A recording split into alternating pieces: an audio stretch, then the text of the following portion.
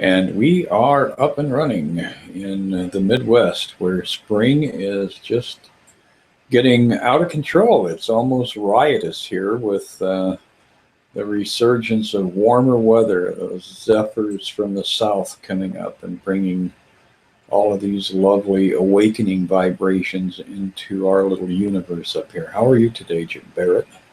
I was noticing that too. The tree right outside my window is budding, and I don't know. It's a good vibe. It's really nice to kind of have that sense of liveliness that's in the air, and it can be in our heart too. So hopefully that's one thing that we really explore today is how do we go there? How do we find that sense of joyfulness in the heart?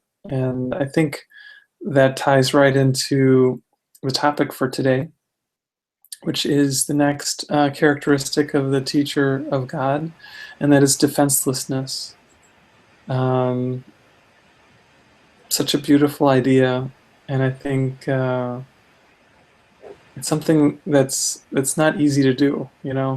We think we have all these things that are attacking us, or these problems that we need to defend against, and this section is really saying the opposite. Yeah, that is. It's very interesting because over and over again we're being taken back to the idea that everything that's going on in this world that we're experiencing um, is in actual fact contingent upon an idea or a thought. And, defenselessness starts off with the theme God's teachers have learned how to be simple. And, that really is, again, a major theme within the course is all of this stuff is right in front of you. It is so exposed, it is so blatant, it is so simple, and your mind is so accustomed to obscurification that you can't see the perfection of everything that's going on here, and recognizing that you're the one who's picturing all this and then experiencing it. So it says they have no dreams that need defense against the truth. So, and of course, when he's speaking of dreams here, he's talking about our fabrications, our mental images, the things that we are manufacturing in our mind's eye that is either really beautiful and celestial and serene or hideous and merciless and in hot pursuit of us. And until we stop running away from it, until we claim the power of our own defenselessness, we're kind of, in that condition of run, rabbit, run. Yeah, yeah, it's true. And I think the course is telling us that in one way or another, we've actually been running our whole lives. And we're running away from that safety and security of God's love. And we're running towards the ego's version of love. And the ego's version of love is always, something here is going to make me happy. Once I have a relationship looking a certain way, I'll be fine. Um, it's always some external circumstance that is going to be the reason that we are happy. And we try those different paths. We try them again and again and again, and eventually we reach the point that Helen and Bill did when Bill said to Helen, which was the impetus for the course's beginning. He said to her, there must be a better way. Um, And she agreed. She said, "Yeah, I'll help you find it." And soon after that, she started having dreams and visions, which after a few months led to the scribing of A Course in Miracles. And I think it's that kind of statement that all of us at some point have to make in our lives. We need to say, well, the way I've been going is not okay. It's not been making me happy. It's not been leading me to peace. Um, I need that other way. Help me.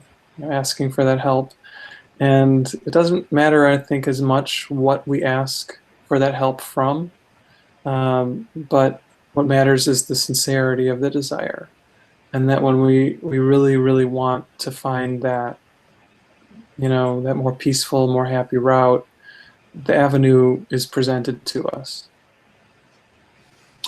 Yeah, there's that topic of laying down arms, of arriving at a place where you're no longer in defense, in that posture, is an interesting one, because it was, I think, probably most perfectly illuminated in that biblical passage, that's such a profoundly powerful image of beating our swords into plowshares.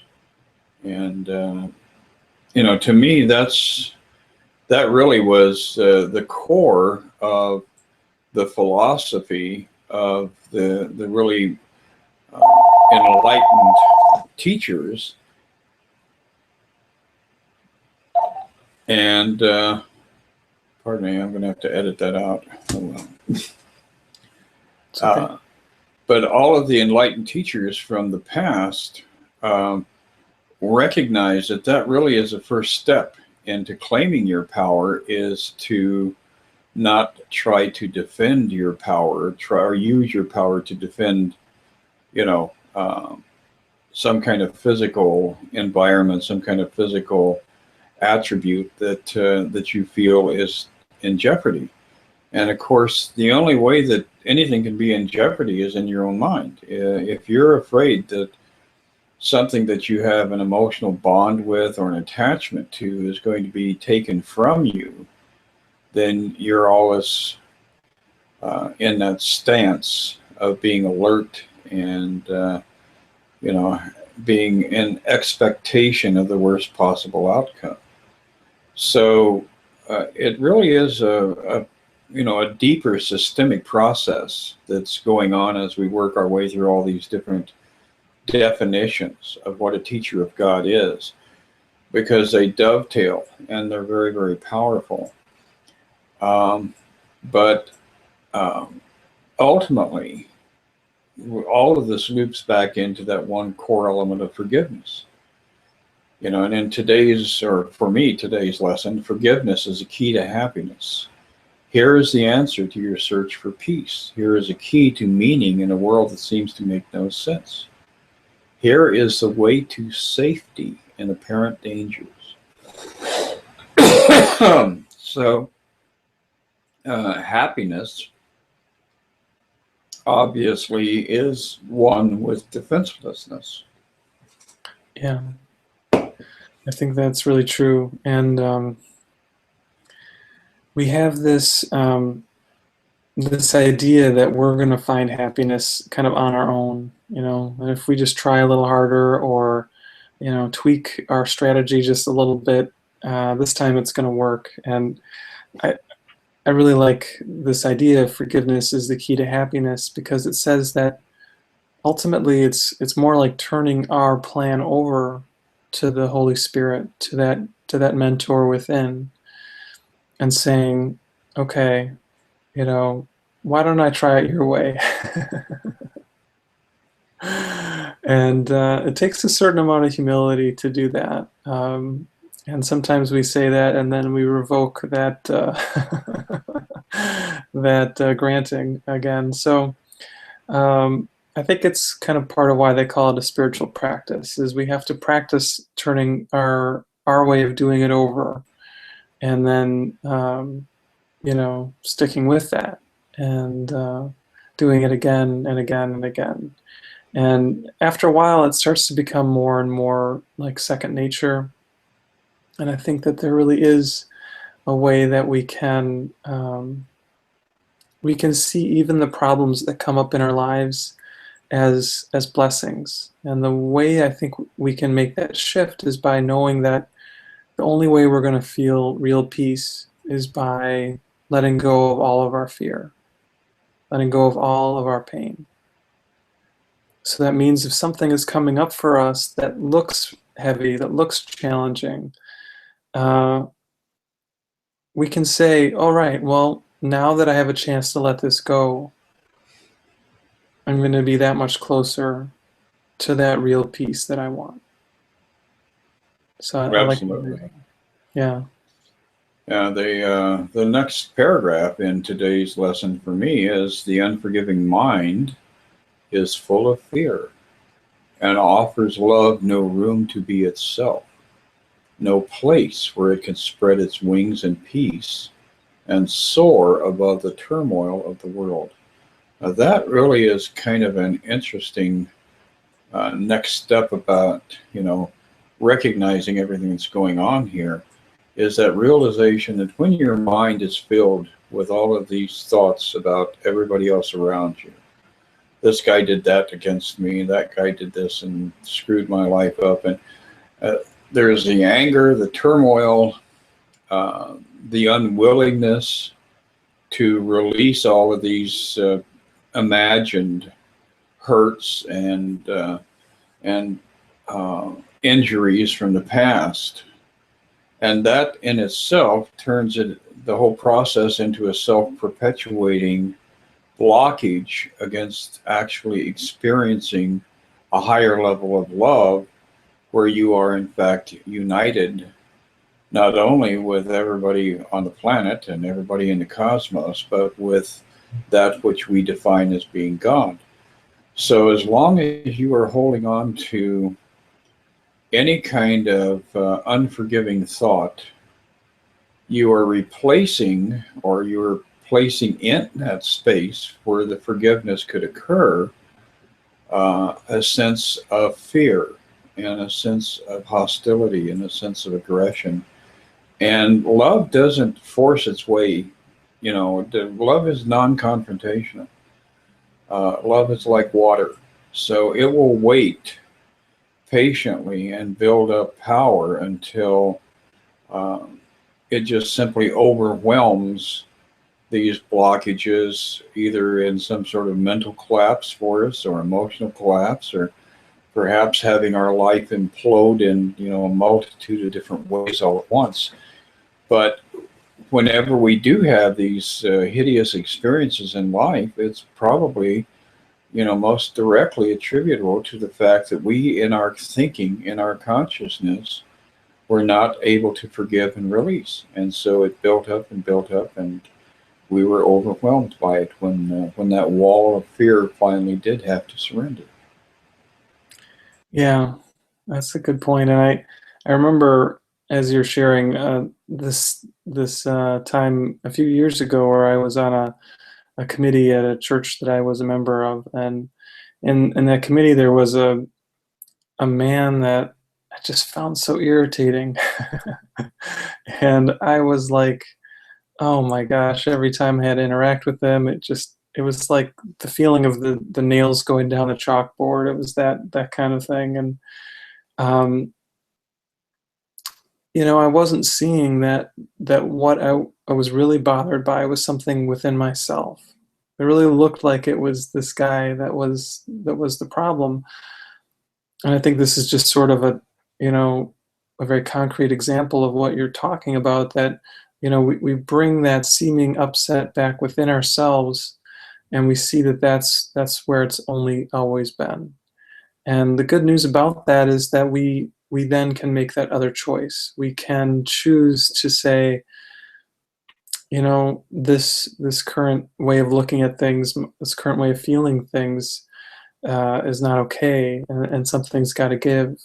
And and then maybe we can make it a little smoother by letting that choice happen up front, um, rather than after something does kind of go to hell, so to speak. Well, and isn't it interesting how we don't really necessarily recognize all the fear and all of the unforgiving thoughts that we're carrying around with us because we've designed a universe, we've designed a realm that we inhabit that is filled with all these distractions. And actually stopping and doing your internal work, doing your meditation, doing, practicing a period of silence every day, just set aside for that reunion with Source, becomes problematic because we've got a time frame to do this and a time frame to do that, and we're always ultimately placing ourselves in busy work rather than that necessary spiritual work that is going to relieve all of the problems that we imagine the busy work is all about. So a lot of the fear and a lot of the unhappiness that is going on in our lives, going on in our minds, are things that we, if nothing else, will put on a video and watch that rather than actually stop and look at what's happening in reality on an interior level. So I think that really is the biggest and most important aspect that we all have to confront is, can you sit with yourself for an hour and not need to distract yourself so that you can actually look at whether or not you're happy and whether or not you're able to forgive and contemplate all the different relationships in your life and make a clear decision about how to address rectifying all of these things that you're trying to avoid experiencing or thinking about. Yeah, and I think a lot of times when we start to think about letting go of our grievances or upsets, um, it feels really kind of threatening. It feels like we're giving up something that somehow we need. And I'm just going to read the end of that defenselessness paragraph. I think it talks to that. He says, "Yet when the teacher of God finally agrees to look past them, to look past the defenses, he finds that nothing was there. Slowly at first he lets himself be undeceived, but he learns faster as his trust increases. It is not danger that comes when defenses are laid down. It is safety, it is peace, it is joy, and it is God."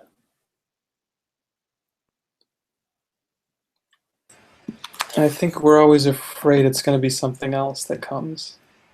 But, just be reassured that if you're willing to give that time, if you're willing to kind of sit with the pain or the upset, that there will come a point where you will see that it was not as heavy or intense or bad as it seems right now. And ultimately, I think you'll shift your comprehension of all these different conditions that you do have to at some point address in your life and realize that they were simply mistakes and not acts that were sinful. We always associate sin with something that deserves condemnation. And when we're looking at other people from that perspective, we're condemning them. But if you shift that thought around and perhaps embrace the idea of, well, they just made a mistake, then it's much easier to release your attachment to that idea and end up on the other side of the coin, which is the aspect of actually forgiving people for things that you've undoubtedly done yourself at some point in the past. Yeah, yeah. And I think that just kind of also takes us back to, the idea from a couple weeks ago of gentleness. That as we go through this and we notice the ways that people upset us or they seem like they're not measuring up or something, we can see, yeah, like you said, I think I've been in those shoes before. And when we do that, it just automatically helps us to be gentle. automatically helps us to be more kind and compassionate. So I think we're really kind of right on track here, Chris. Absolutely, yes. And in keeping with the rites of spring, it was a wonderful conversation with you, Barrett. But I am feeling compelled to go out and give some of the flowers in the backyard some encouragement to come forth now that they know that that hideous winter process is finally over. So I'll be out moving through the woods and over hill and dale looking for sprouts and new growth. And I think that's what we all need, is to give ourselves that option of experiencing new growth. I like that idea. New growth in the world around us and new growth within. So I think that's a good thing for us to have as our takeaway. You know, let's find that new growth and feel free to share it with people who can support us in that as well. So yeah, great talk today, Chris, and look forward to catching up with you again next week. Yes, well, you have a fantastic week, and I'll be chatting with you soon. All right, sounds good. Bye.